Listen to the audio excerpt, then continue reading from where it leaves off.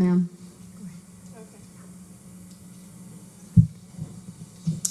Good afternoon. My name is Caroline Sim, and item 7 is regarding the Department of Mental Health, and I guess trying to maximize their revenue. This might be related to the repurposing of their facilities on Vermont between 4th and 6th in Koreatown. We had a lot of disabled community members who came out last year asking the county to include an arts and recreation center for this #1 densest community in LA County, most park poor. The supervisor, Mark Ridley Thomas, heard us and encouraged staff to meet with us, and we're very thankful for that. However, I'm very, very disappointed and very angry that we feel that this correspondence has been disingenuous. In April, the staff made us an offer that was kind of like a take it or leave it kind of offer with very little input from us. The offer was to include a 13,500 square foot center on the smallest parcel in this redevelopment area at a cost of $10 million, which comes out to $800 a square foot for just the building shell. Just to give you an idea, a multi-million-dollar mansion in Bel Air could be built for less than that. So that was an offer that was not a good use of public funds, whether it came from the community members or from the county, and we felt that it was a disingenuous offer. There were several other ideas kind of floated to the staff, but they were not considered and very adamantly rejected. The most logical place, actually, if you speak to developers who are very familiar with construction costs and the most efficient way to build, would be on top of the parking structure on Chateau. This would cost the county or the community a significant amount less than the $10 million or $800 a square foot, but it was not considered because we were told it was not working with a tax-exempt bond financing. But if you know about tax-exempt bond financing, it pays for community facilities.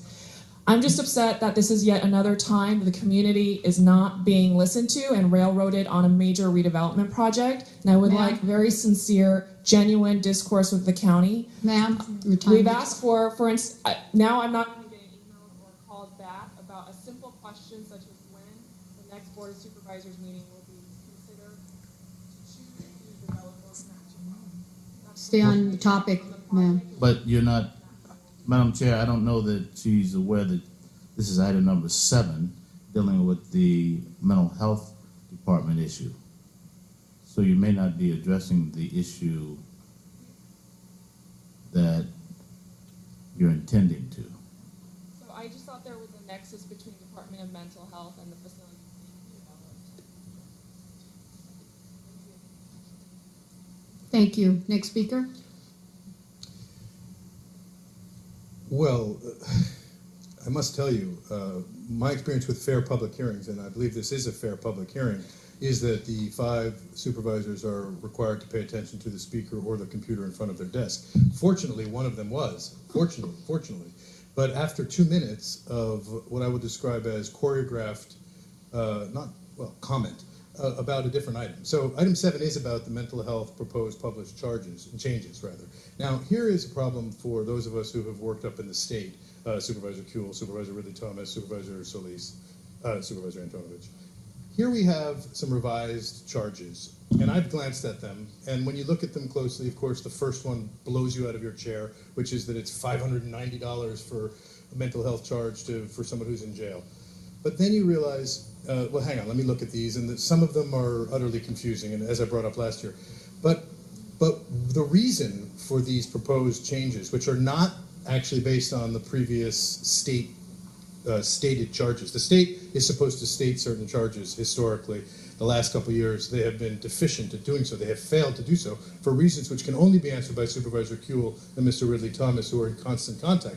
But nobody knows why they haven't done that. And so the current charges are simply an estimate, a guesstimate, if I may. Sort of like what that woman was doing about the disclosure requirements for Mr. Ridley Thomas's Vermont corridor thing. We're just guessing because nobody is communicating clearly. So we need somebody to write a 5-signature letter. I'm suggesting that it be the 5 of you to the state to say, pourquoi le delay, that's French, on these mental health stated charges, and what is the problem? Do you not have enough little bureaucrats up there to help? Come on, this is not something that the great mental health workers under the leadership of the agency chief, Mitchell Katz, can tolerate any longer. We're guessing. We are merely guessing as to what these charges are based on previous years. Mr. Ridley Thomas, are you paying attention? Thank you, sir.